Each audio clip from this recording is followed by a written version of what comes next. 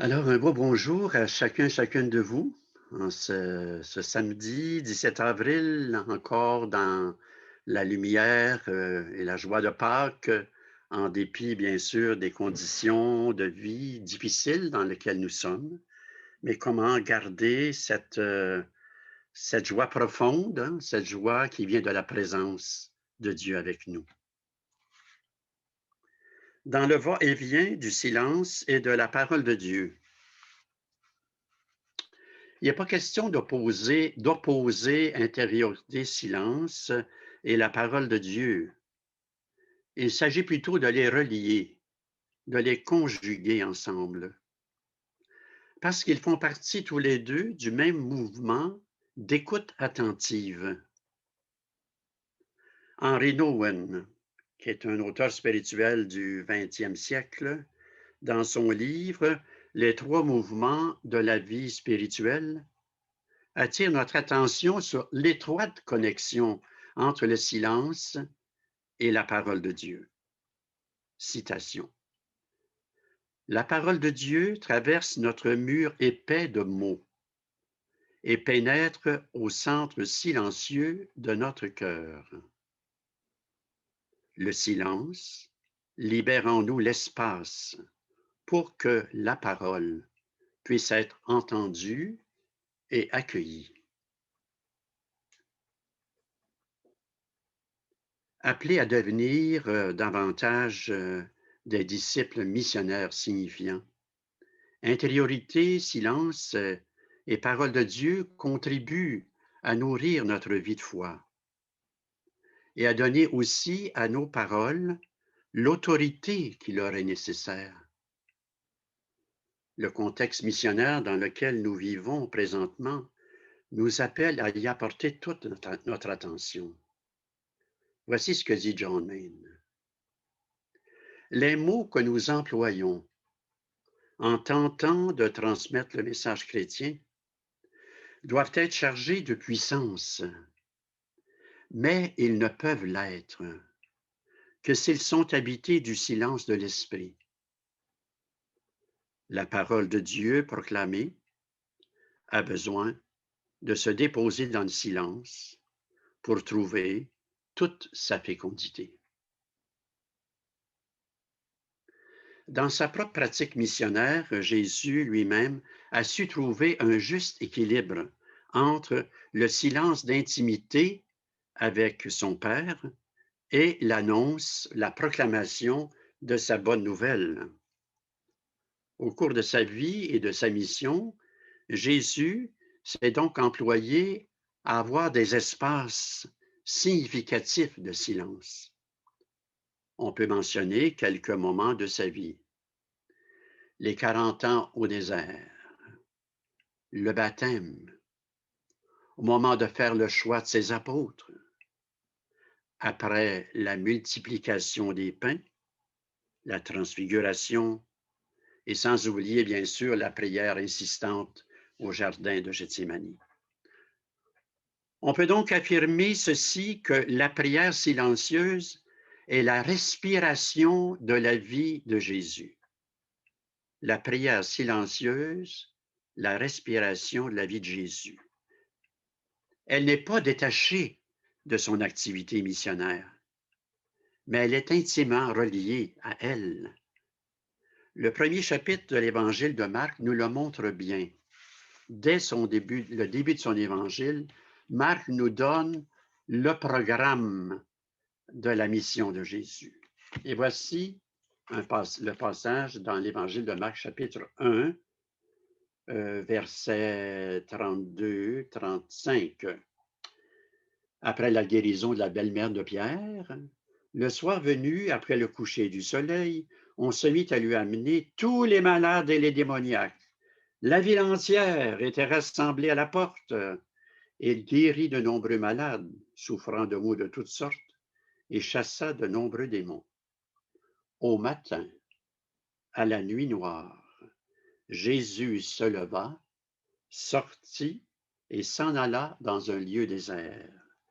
Et là, il priait. Vous avez dans ce passage, dès le début de l'évangile de Marc, le sommaire, je dirais, de la vie de Jésus dans cet équilibre de l'activité missionnaire et aussi, bien sûr, de cette intériorisation au cœur de son activité. Pour Jésus, le silence est donc un moment privilégié pour nourrir son amour filial, mais aussi, je dirais, approfondir, creuser en lui, laisser déposer en lui les décisions qu'il devait prendre. Engagé qu'il était dans son ministère d'enseignement et de guérison, Jésus avait donc nettement besoin de moments significatifs de silence et de cœur à cœur avec celui qui appelait affectueusement Abba. Et bien sûr aussi pour trouver les forces nécessaires pour tenir bon devant les adversaires. Parce qu'on sait trop bien, la mission de Jésus a été un combat contre les forces adverses, contre le mal et contre les opposants à sa bonne nouvelle. À sa manière, Jésus nous rappelle à chacun de nous que ce que nous sommes en présence de Dieu est plus important que ce que nous accomplissons. Ce que nous sommes en présence de Dieu est plus important que ce que nous accomplissons. Le catéchisme de l'Église catholique, au numéro 2668, nous dit ceci. L'invocation du nom de Jésus n'est pas une occupation à côté d'une autre, mais l'occupation d'aimer Dieu, lui qui anime et transfigure toute action. Voulons-nous marcher à la suite de Jésus? Nous inspirer de sa pratique de vie? Il nous faut réserver dans nos vies des espaces de silence, de solitude. Sinon, nous risquons de céder à l'activisme, à l'agitation, voire à la superficialité. Rappelons-nous que nous n'avons pas à créer le silence. Il est présent en nous, dans notre cœur profond. Mais il est recouvert par nos pensées et nos soucis de toutes sortes. Il importe donc de nous désencombrer.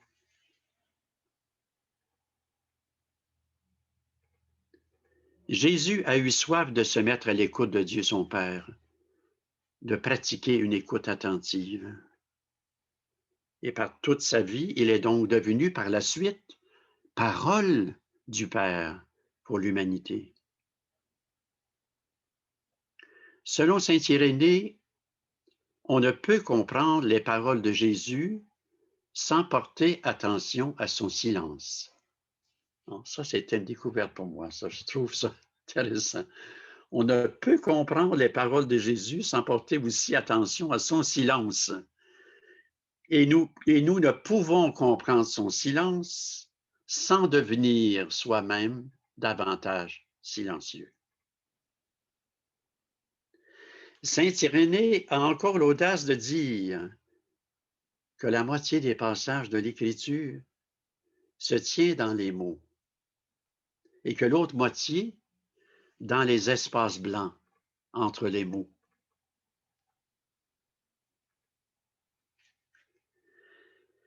Il existe donc en chacun de nous un espace de silence, pas toujours visité, ou visité maladroitement. Comme la mentionne la philosophe juive Ethé Hillesum, nous sommes comme un puits profond dans lequel se cache une source toute pure.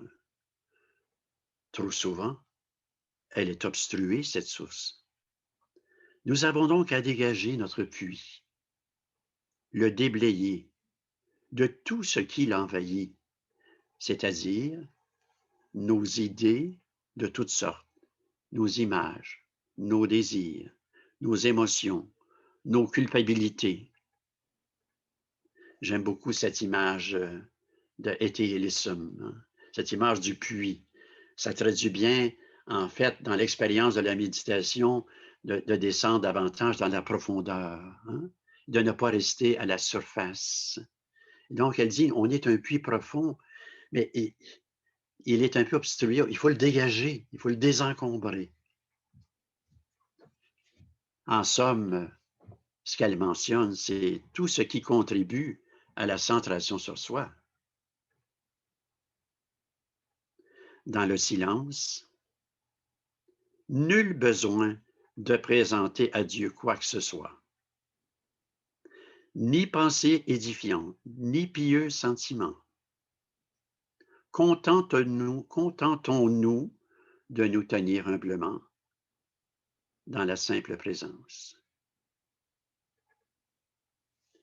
Ce que Dieu attend de nous, ce n'est pas tant la parole que la disponibilité, l'ouverture du cœur.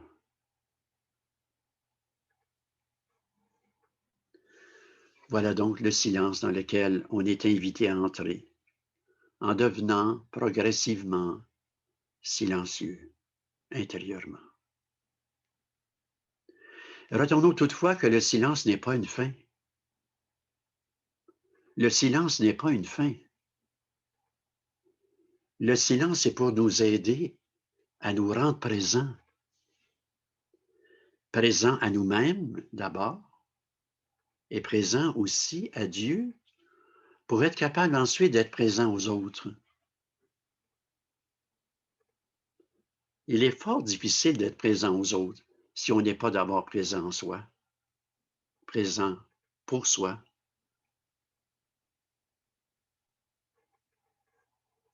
Donc, le silence n'est pas une fin.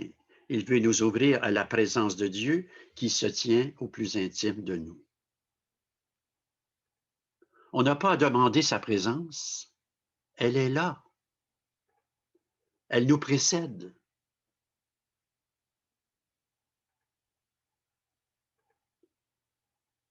Habité du silence de l'Esprit, celui-ci, l'Esprit, nous fait alors porteurs de la bonne nouvelle de Jésus.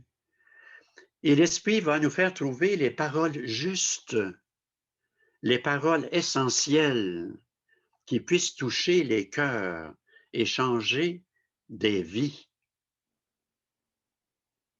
On le sait d'expérience, comment une parole qui est habitée par nous, une parole qui est vraiment habitée par nous, qui a été portée en nous pendant un certain temps et que nous partageons cette parole, on le sait d'expérience que, à l'occasion, c'est des paroles qui ont porté, qui ont rejoint vraiment l'autre.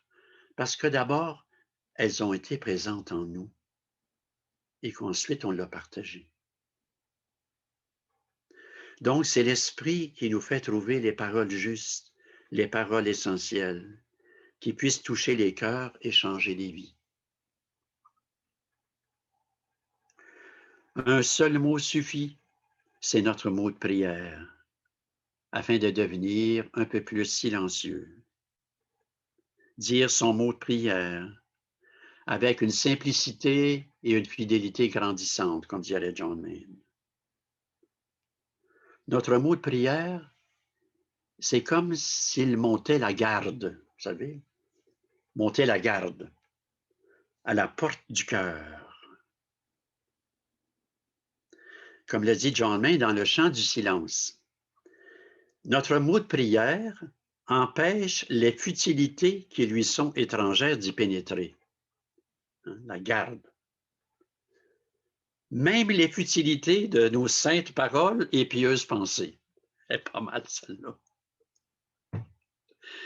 Parce que la prière de silence, c'est pas le temps de le faire. On peut le faire ailleurs, mais dans la prière de silence, on entre dans une attitude de simplicité un peu désarmante parfois, il faut bien le reconnaître. Donc, c'est pas la place pour les pensées, hein? Les saintes paroles et les pieuses pensées. Rien ne doit diluer le courant de prière qu'est l'amour de Jésus pour son Père et qui habite en nous.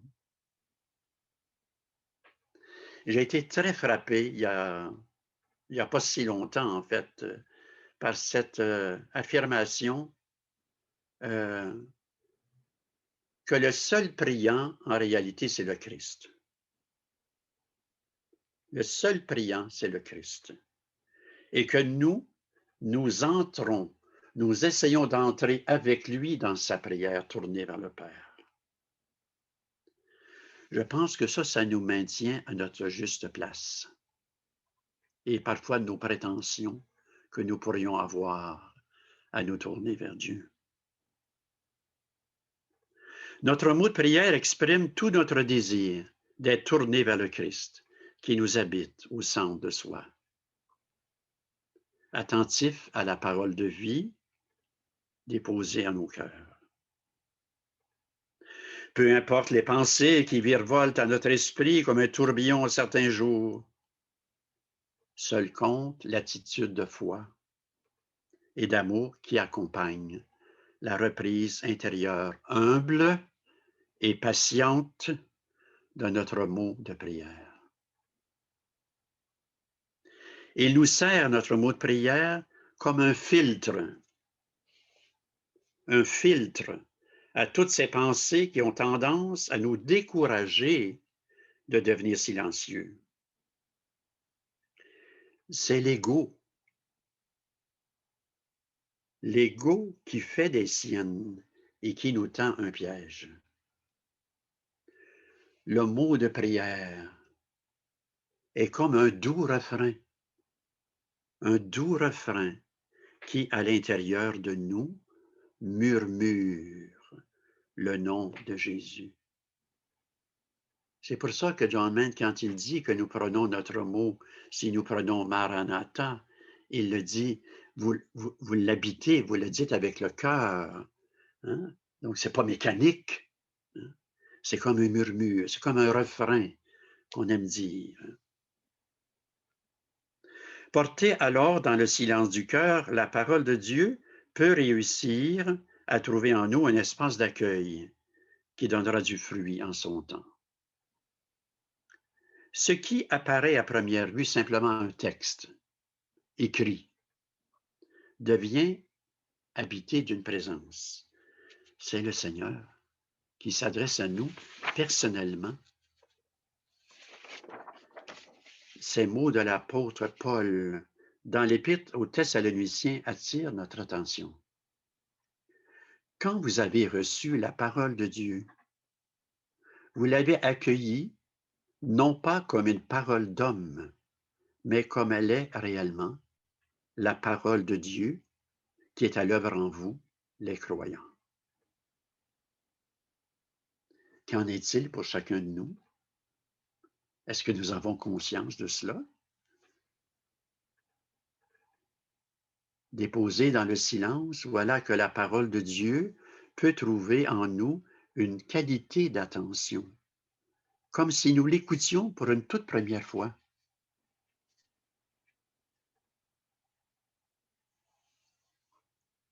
Une parole de Dieu, maintes fois entendue avec distraction, habitude ou même indifférence, a donc la chance d'avoir, grâce au silence, une résonance toute nouvelle pour nous et se faire interpellation.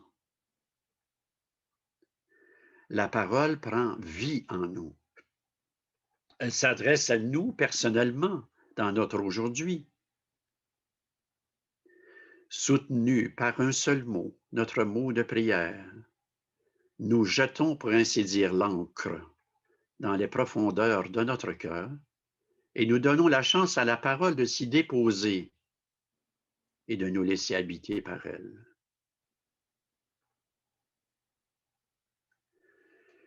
Le pape Benoît XVI, à l'occasion de la Journée mondiale des communications en 2012, disait ceci. Le silence peut creuser un espace qui permet à Dieu de s'y établir, de sorte que la parole puisse être la source d'inspiration de notre vie.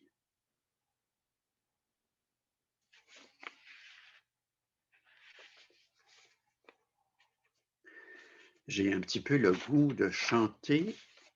Elle est sûre, la parole, qui change nos cœurs. Vous connaissez peut-être, en laissant votre micro, vous pouvez vous unir à moi pour ça. Elle est sur la parole qui change mon cœur. Elle est sur la parole, ô Seigneur. Ta parole, Seigneur, est le bon grain en nos sillons. Heureux le cœur du pauvre qui accueille ce don. Elle est sur la parole qui change mon cœur. Elle est sur la parole, ô Seigneur.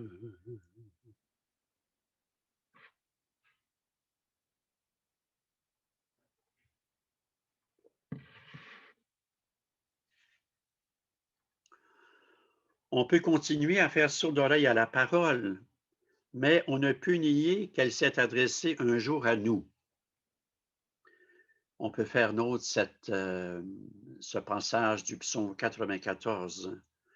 Aujourd'hui, ne fermons pas notre cœur, mais écoutons la voix du Seigneur. Oui, à certains jours, il nous arrive d'être durs d'oreille, de cœur, par la voix des prophètes. Voilà ce que Dieu a plus d'une fois reproché au peuple de la première alliance. Ne pas être vraiment à l'écoute de la parole et d'être lent à la mettre en pratique. Saint Jacques va dire, il ne suffit pas d'entendre la parole, il faut la mettre en pratique. Comme ces croyants qui nous ont précédés, nous sommes, nous aussi, parfois, peut-être souvent, qui sait, en déficit d'attention et d'écoute vraie de la parole. Ce fut l'expérience des adversaires de Jésus, les pharisiens. Jésus leur reproche de ne pas écouter en profondeur, au-delà de leurs idées, de leurs croyances bien établies, de leurs préjugés. Les pharisiens se privaient ainsi de saisir la nouveauté radicale de l'enseignement de Jésus. Ils étaient emmurés dans leurs idées préconçues.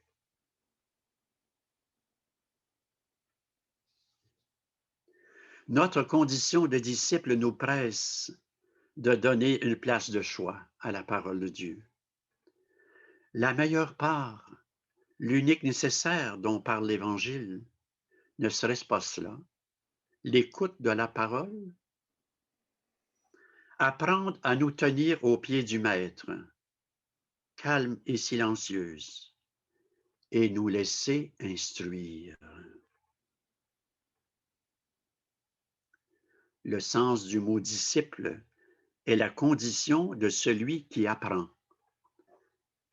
Le disciple est donc un apprenti. Nous sommes des apprentis.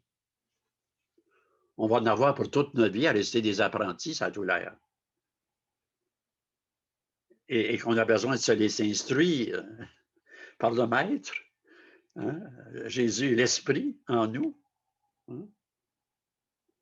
Donc, disciples que nous sommes des apprentis.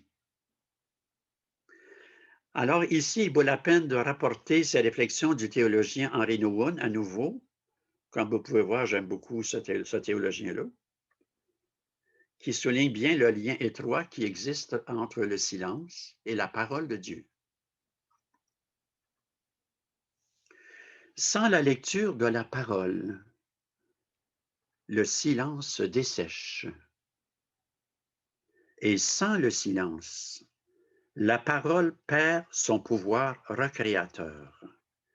La parole conduit au silence et le silence à la parole.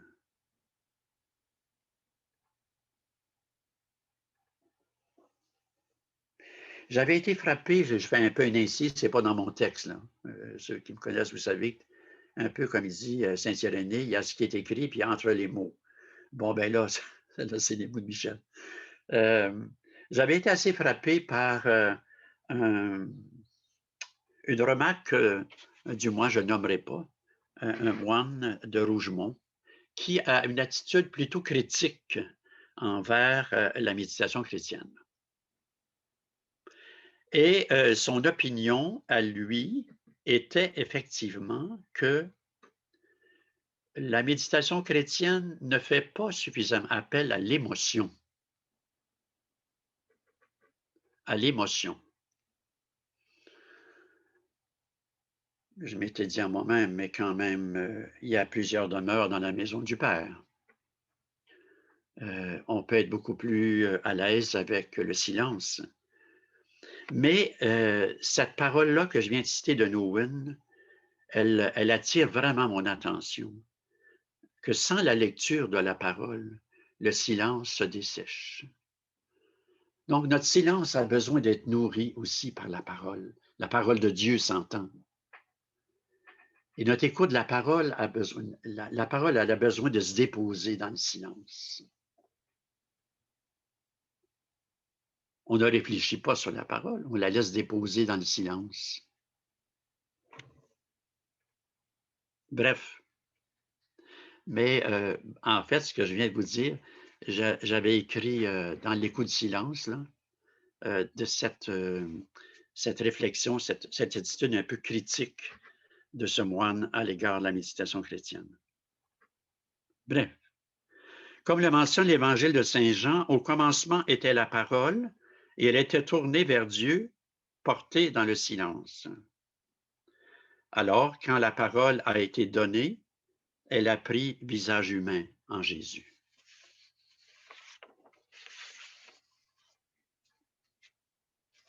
Je me rends compte une fois de plus que des fois c'est drôle, hein? Je me dis à moi-même, mon Dieu, je vais être correct. Il me semble que je suis toujours dérouté dans le bon sens. Mais je vais aller au moins pour l'essentiel. Je pense, vous voyez un peu les accents que je mets donc autant sur le silence que sur la parole de Dieu et comment ça se féconde mutuellement. Alors, bon, alors là, j'aiguise un petit peu mon crayon. Et vous allez voir un peu, vous dire, oh, Michel, oui. Dans nos célébrations liturgiques, la parole de Dieu n'a guère la chance, sans un espace de silence, de parler à notre cœur, de rejoindre les personnes avec sa force d'interpellation dans l'aujourd'hui. Sans le silence, la parole de Dieu risque d'être banale, sans résonance. On l'a entendu tellement souvent. Et puis bon, on tourne la page, on continue. Nous avons à devenir une terre accueillante à la parole, comme chrétiens et comme communauté chrétienne. Dans la présentation du missel romain, on peut constater avec étonnement la possibilité de prévoir des moments de silence au cours de l'Eucharistie. Sinon, en l'absence de ces moments intérieurs, c'est priver la parole d'être véritablement accueillie. Un apprentissage, à mon point de vue, est à faire du côté des chrétiens, mais aussi des pasteurs. L'impression très souvent que les prêtres ont peur du silence. C'est comme si on enfile les choses. Et pourtant, le missel le prévoit. Au rite pénitentiel, ailleurs, après la parole, etc.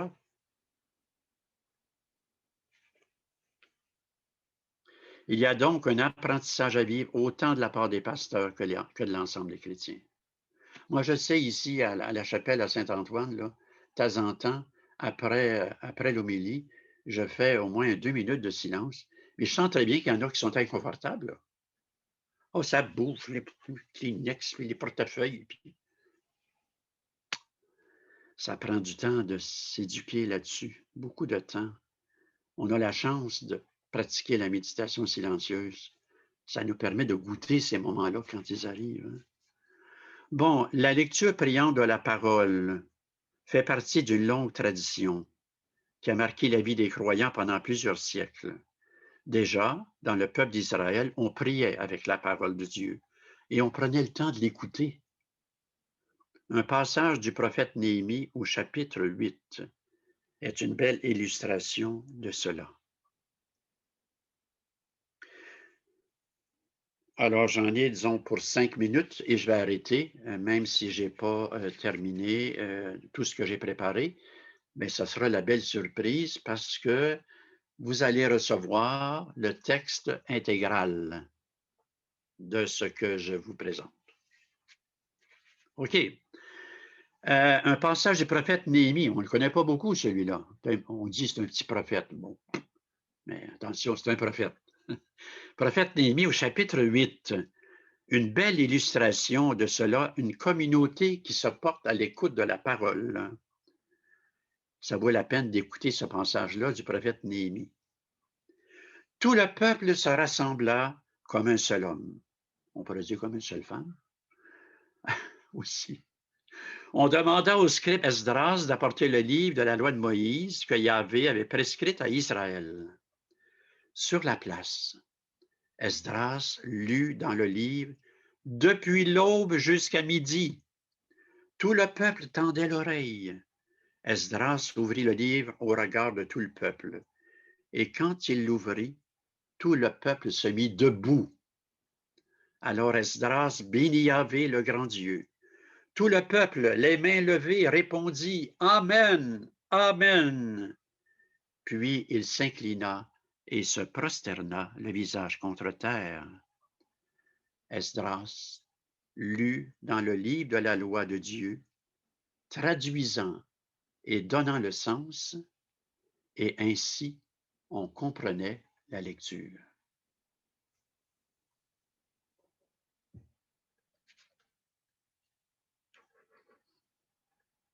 Bien sûr qu'à la synagogue, Jésus est un juif pieux quand même, il ne faut pas oublier ça.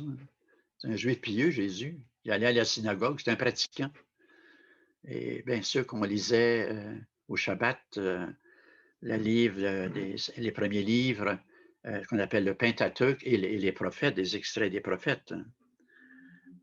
Oui, donc c'est une longue tradition de la place de la parole de Dieu. Voilà, comme ça.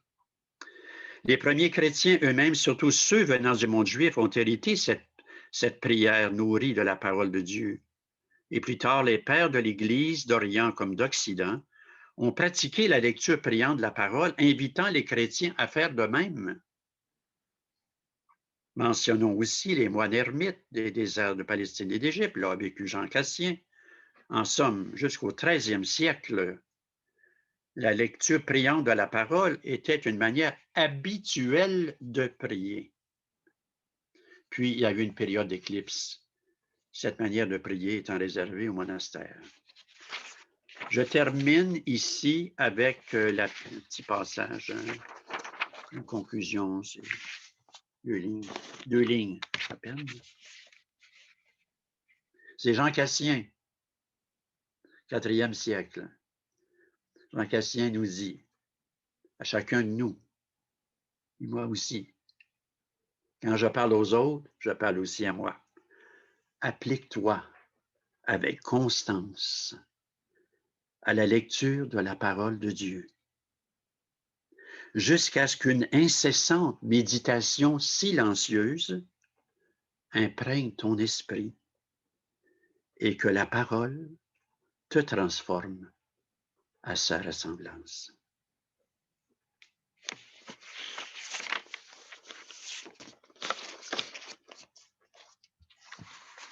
Voilà. Donc, les amis, il est 11h moins 20. On a commencé à 10h05. C'est quand même pas pire. Je n'ai pas trop ambitionné, j'espère bien. Je n'ai pas donc complètement, je n'ai pas terminé. Mais peu importe, vous allez voir là où je vous amenais, à partir de l'importance à la parole de Dieu et du silence. C'est bon? Ça fait un bon petit moment. Moi, j'aurais quasiment le goût juste de vous dire, on se lève sur place. C'est bien sûr que si vous avez vraiment besoin de la toilette, vous y allez, là. C'est juste pour changer un petit peu de mouvement et ensuite, on va essayer de vous donner la parole, là. Hein? Donc, on se lève, on s'étire un peu. Vous avez reçu hier soir, en même temps que le lien pour la rencontre, il y avait 2 questions. Euh, Moi, en fait, je, je la, je la proposais au moins comme réflexion personnelle, mais c'est sûr que ça vous est arrivé un peu tard. Vous n'avez peut-être pas eu le temps de regarder ça, mais vous avez pu voir qu'une des questions, c'est est-ce que nous considérons le je, là, est-ce que je considère dans ma vie de foi que je suis en déficit d'attention et de fréquentation de la parole, là? Et qu'est-ce qui fait que je suis peut-être dans cette attitude de déficit d'attention? C'est une suggestion, mais vous avez entendu mes réflexions. Il y a peut-être donc euh, quelque chose, il y a sans doute quelque chose qui a eu une résonance pour vous, je suis sûr de ça. C'est vraiment fort varié, mais dans le sens, qu'est-ce qui a, ce que tu as reçu, qu'est-ce qui a été une nourriture peut-être, une interpellation, euh, un réconfort peut-être, hein? Donc, plus dans l'ordre du ressenti, hein, et non pas sur telle idée, vous aviez, bon, peut-être bien beau, ça, telle idée, là, mais c'est pas ça, c'est pas une idée qui fait vivre, hein. C'est plus des points d'appui, des valeurs. Donc, c'est Marc qui dirige bien sûr le trafic. Moi, j'accueille vos commentaires. Il y a toujours place à une question éventuellement. Si quelqu'un, j'espère que je ne vous ai pas fait trop sursauter. Vous savez, de temps en temps, j'ai le don de pas donner le point, mais d'élever la voix. Donc, il y a un icône en bas avec une main levée que vous pouvez activer si vous voulez prendre la parole. Si vous n'êtes pas capable de trouver, à la limite, ouvrez votre micro, mais il ne faudrait pas parler, il ne faudrait pas qu'il y ait de bruit tant que je ne vous donne pas la parole. Donc, à chacun de vous à indiquer si vous voulez intervenir. Carole Thibault.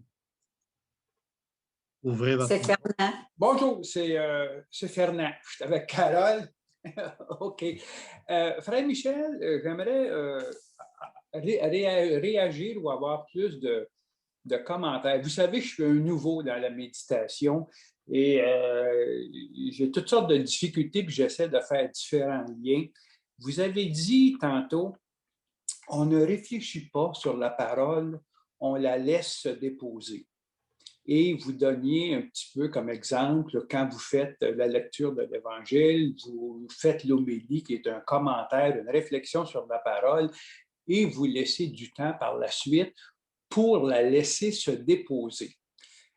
Le problème que je rencontre, c'est la nuance entre la laisser se déposer et réfléchir sur la parole. Parce que pour moi, pour qu'elle se dépose, j'ai vraiment le réflexe d'y réfléchir, de l'assimiler, d'en voir différentes dimensions, etc.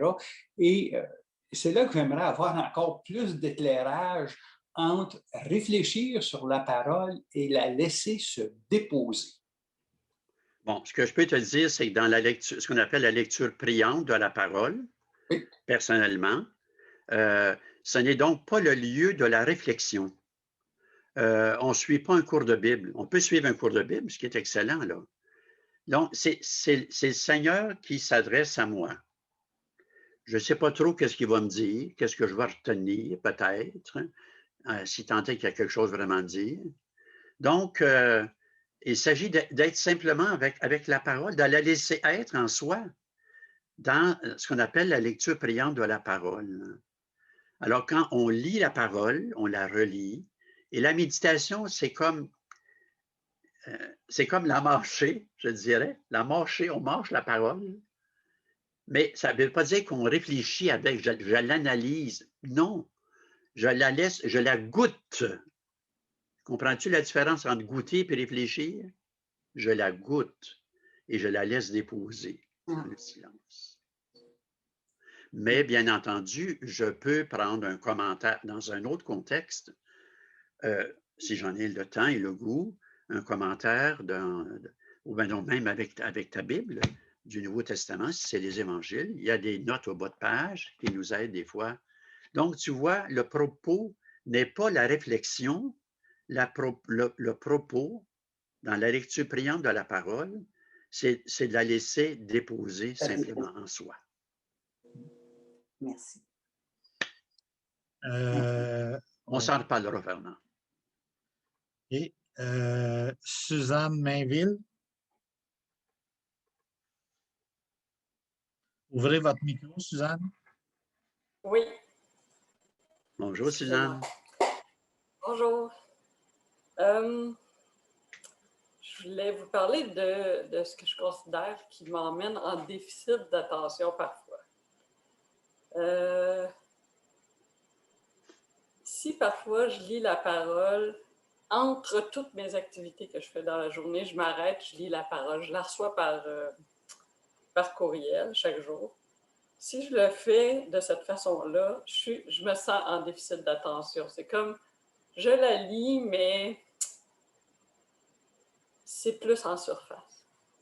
Et je me suis rendu compte que si je le fais à un moment, si je privilégie un moment où dans la journée, je suis en début de journée, je suis plus en forme, etc., je me rends compte que j'ai moins le déficit d'attention de la parole, à la parole. Et un autre truc que je ressens, c'est que si je lis la parole, mais avant de la lire, je demande à ce que cette parole me touche et me donne ce que j'ai besoin à ce moment-là, mon déficit, il n'est plus là. Okay. Je lis la parole et ça se dépose plus facilement en moi. C'est ce que j'ai remarqué, c'est ce que je voulais partager avec vous. Merci, Suzanne. Merci. Il n'y a personne qui actuellement est en attente de parler. N'oubliez pas. Oui, Lise Broadbent.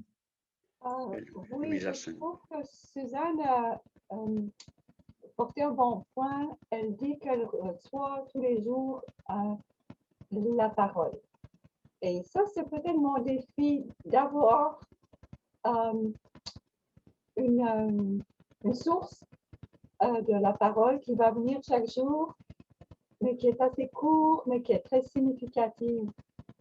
Assez significatif pour que j'ai envie d'y retourner chaque jour.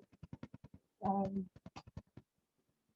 ne sais pas comment insérer ça dans ma vie. Vous êtes, Lise, vous êtes une femme qui pratique quand même la prière de silence. Oui. Alors, avant de vous engager dans la prière de silence, là, vous pouvez, soit à partir de la lecture du jour, qui sait, ou d'un passage, ça peut être un passage suivi des évangiles, mais court. Donc, vous prenez un court passage. Et là, tout naturellement, le défi, c'est de ne pas réfléchir, bien sûr, sur la parole, mais donc, c'est juste là, oui, je l'accueille, j'accueille, et je me laisse accueillir par cette parole-là, et dans le fond, je la dépose, je me tourne dans le silence, tu vois, et que le travail que fait la parole est au-delà de la saisie immédiate que je peux en avoir. Alors, ça, tu sais, les gens qui disent, ben écoute, bon, moi, je travaille et puis j'ai plein de choses à faire, etc.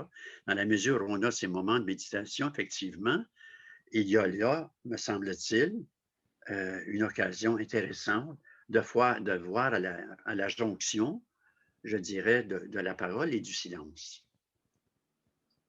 Le défi, c'est de ne pas réfléchir pendant qu'on médite. Là, tu fais référence au prion de chaque jour. Ben, si tu l'as, bien sûr, ou sinon... Comment on fait pour l'avoir? Non, mais tu as une Bible à la maison. Tu peux prendre l'évangile le plus simple que l'évangile de Marc. Et puis, donc, en fait, c'est d'être nourri, tu vois. Avant de la compréhension, de l'assimilation, c'est d'abord d'être nourri, d'être accueilli, d'accueillir la parole. Donc, c'est la suggestion que je fais, Lise. Non seulement à toi, là, mais je pense que si d'autres personnes considèrent que, ah, tiens, oui, ça peut être un moment intéressant. OK. Merci. Louis-Marie Ouellet. Oui, bonjour. Moi, j'ai bien aimé entendre ce que je suis en présence de Dieu est plus important que ce que je fais. Je suis d'accord en principe, puis moi, le matin, c'est une joie pour moi de lire la parole, puis de la laisser descendre, mais ça se désenligne au cours de la journée, parce que je suis assez hyperactif. Donc, c'est de quoi qui est comme toujours à recommencer, je trouve, le lendemain. C'était juste... mais c'est une joie tous les matins pour moi de rentrer en contact avec ça. Mais l'excitation de la journée et le faire de la journée fait que, bon, ben, il y a un ajustement à faire à tous les soirs ou à tous les matins. Donc, puis des fois, c'est plus dur que d'autres.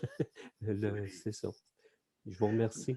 Donc, ce que tu exprimes, c'est qu'on a toujours un équilibre à chercher dans notre vie entre se déposer au cœur du silence et puis, ben, quand on dans l'action, d'être totalement aussi dans l'action, parce que c'est ça qu'on a à faire.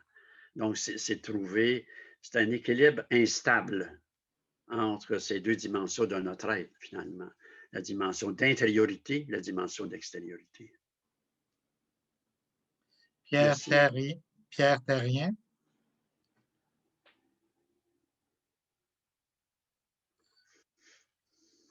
Merci, Michel, pour ces questions que tu nous as amenées ce soir, là, mais que j'ai eu la chance, moi, de rencontrer une question semblable il y a déjà plusieurs années.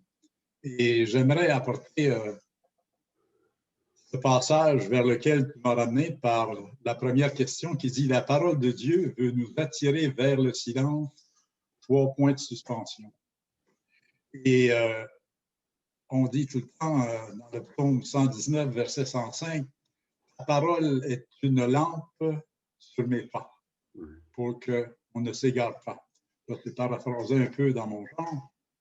Mais j'aimerais partager avec vous tous ce passage-là qui fut lumière et vie pour moi depuis tout ce temps-là. Et vous pouvez le noter si vous le voulez, c'est dans Isaïe 55, versets 9, 10 et 11. Puis je me permets de les lire sans commenter.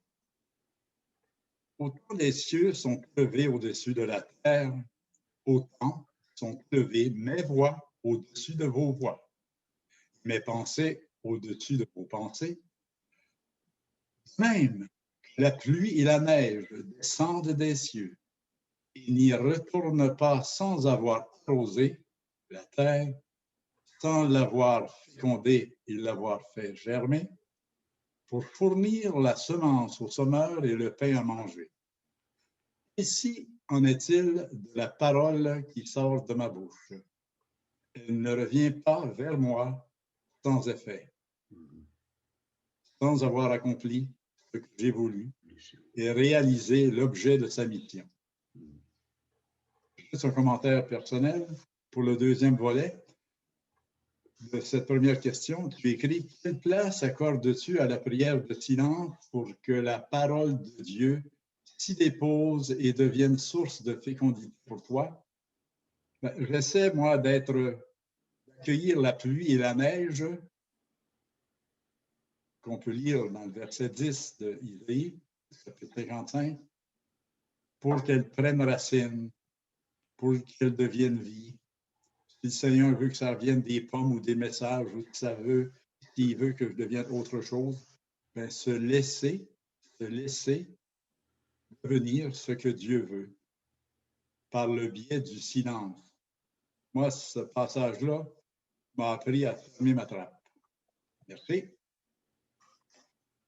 Merci, Pierre. Raymond Picard.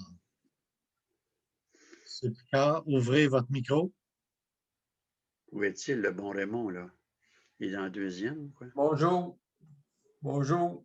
Oui, oui, Raymond. Ouais, moi, ce qui m'a frappé, c'est Oui. l'interaction entre le silence et la parole. Mais là, j'ai besoin de comprendre. C'est que moi, je fais ma méditation. Bon, ben là, je me recueille, je fais la méditation. Mais la parole, est-ce qu'il faut que je lise la parole avant la méditation ou j'ai de la difficulté à voir le. Tu sais, je trouve que c'est intéressant, là, l'interaction entre le silence et la parole, mais moi, là, j'ai peut-être un problème avec ça, là. C'est que moi, je fais ma méditation le soir. Bon, ben là, je fais une petite prière, je fais ma méditation, la prière là, avant la méditation, je fais ma méditation. Mais Oui. je fais ça, mais la parole là, dans ma méditation, n'a pas grand-chose. C'est-tu la parole que je lis dans la journée ou que j'aimerais avoir des précisions Oui. là-dessus.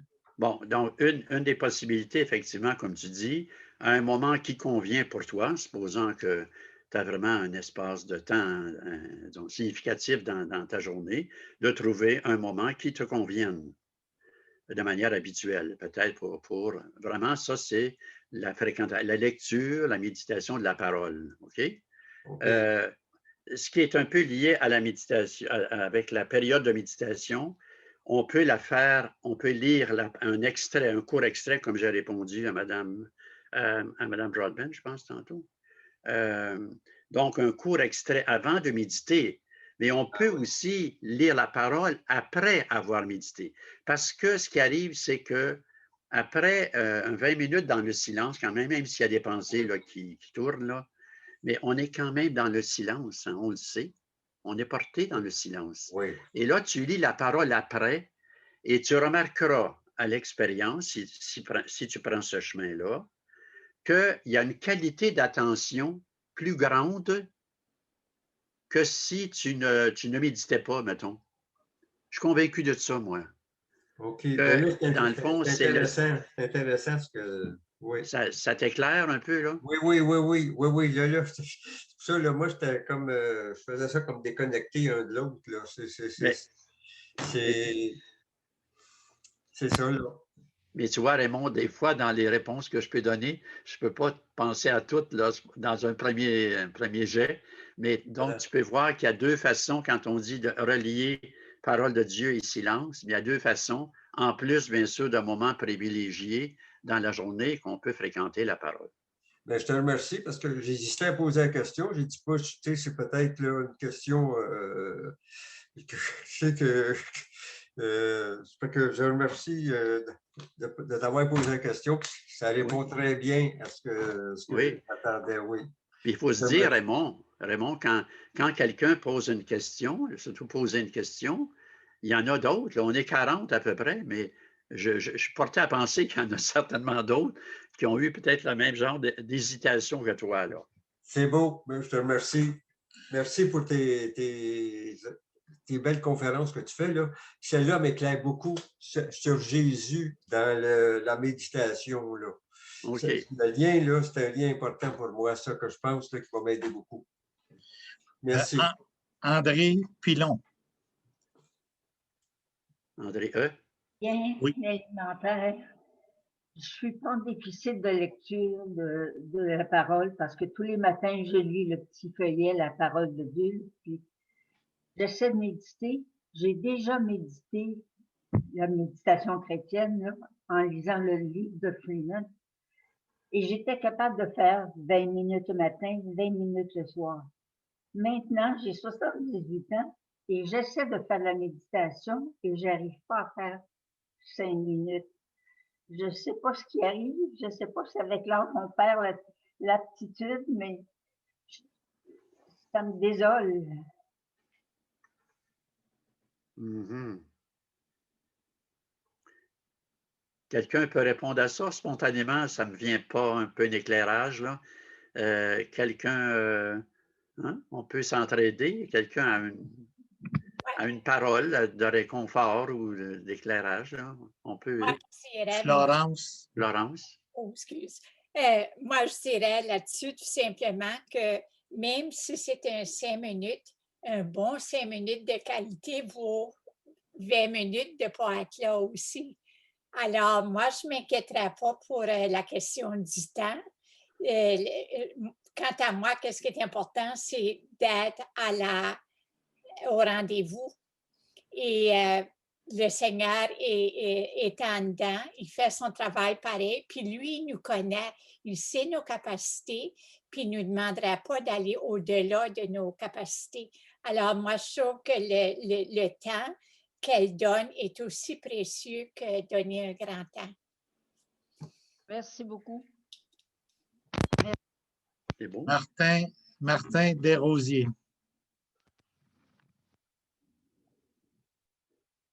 Moi, j'ai bien aimé ta présentation parce que ça fait juste à peu près 2 ans et demi, proche de 3 ans que je fais la méditation.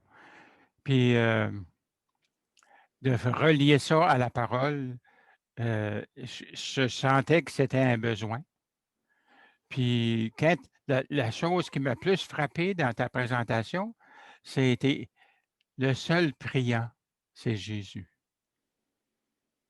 Parce que moi, depuis que je fais la méditation, là, je m'imagine la Trinité. À mon baptême, Jésus m'a déposé dans la Trinité. Puis quand je fais ma méditation dans le silence, l'Esprit Saint me met face à Jésus qui prie le Père. Pour moi, c'est un très grand symbole de le faire dans la simplicité. Puis c'est Jésus qui prie pour moi. Puis je fais confiance à ça. Fait que d'aller chercher la parole pour que je vienne, comme quand s'imprime dans mon cœur, je trouve ça important. Puis je vais ajouter ça dans ma vie. Mais c'est tout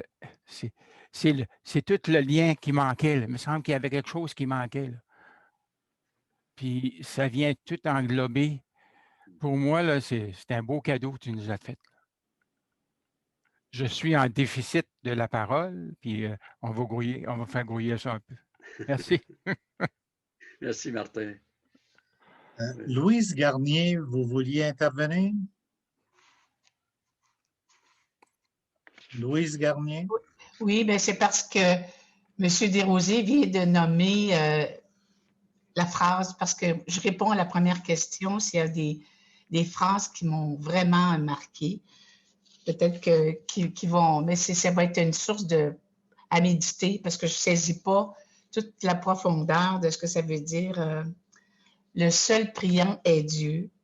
Et c'est dans son... Je rentre dans son silence. Parce que c'est ce que j'ai noté. Et puis, je rajouterais peut-être, on ne peut comprendre ses paroles sans comprendre son silence. Voilà, c'est comme à méditer, c'est fort. Moi, je trouve ça fort. Bon, peut-être, vu que vous m'avez...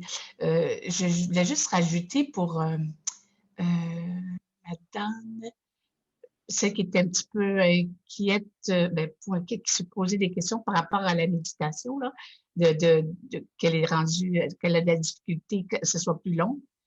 À la suite de ce que Florence a dit, ça m'a frappé quand elle a parlé. Ça m'a fait penser à ces mystiques qui disaient qu'ils n'avaient pas de réponse, qui avaient beau demander des réponses, mais qui étaient dans une totale noirceur, comme il y avait soif de lien, de relation avec Dieu.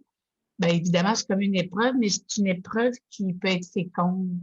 C'est ça que je voulais dire. Mm-hmm. Oui. Merci, Louise. Merci.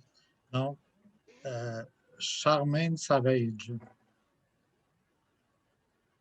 Charmaine, si vous voulez ouvrir votre micro. Voilà. Quand vous avez dit, Père Boyer, la parole a besoin de silence et le silence a besoin de la parole. Ça m'a frappé parce que ça m'influence beaucoup, ce fait que la parole a besoin de silence. Et quand vous avez mentionné, par exemple, dans nos célébrations eucharistiques, c'est vraiment dommage qu'il n'y a pas de période de silence après l'homélie, après la parole. Ça me frappe beaucoup, encore plus maintenant que je suis méditante. Et puis, je me dis, pourquoi ça ne se fait pas? Je comprends votre point. Quand ça se fait un petit peu, les gens ne comprennent pas. Peut-être qu'il faudrait donner une petite explication au début de la liturgie, qu'il va y avoir une période de silence après la parole et pourquoi. Maintenant, je sais que ça ne sera pas tout le monde qui va embarquer, mais c'est une éducation peut-être qu'on a besoin. Alors, c'est tout.